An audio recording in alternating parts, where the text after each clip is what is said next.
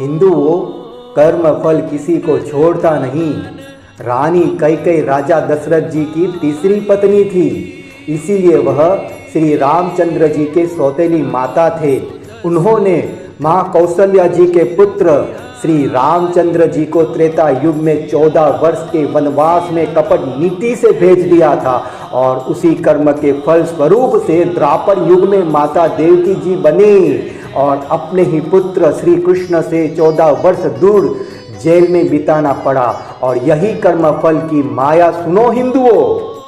त्रेता युग में निर्दोष कौशल्या जी अपने ही पुत्र श्री रामचंद्र जी से 14 वर्ष अलग रहने का दुख सहा।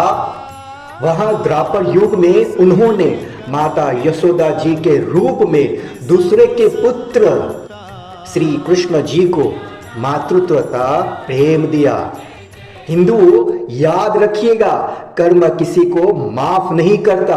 वह रुलाएगा तो आपको रोना पड़ेगा, वह हंसाएगा तो आपको हंसाना पड़ेगा।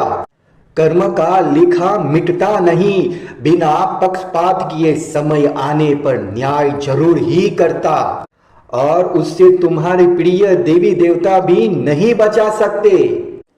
और ऐसे पाप पुण्य कर्म से दूर ले जाकर अपनी आत्मा को निर्भय कर सके, वैसे आदि सदगुरु परमात्मा अयोनी राम जी महाराज को अपने देह के बाहर नहीं, अपनी आत्मा के भीतर खोजना होगा।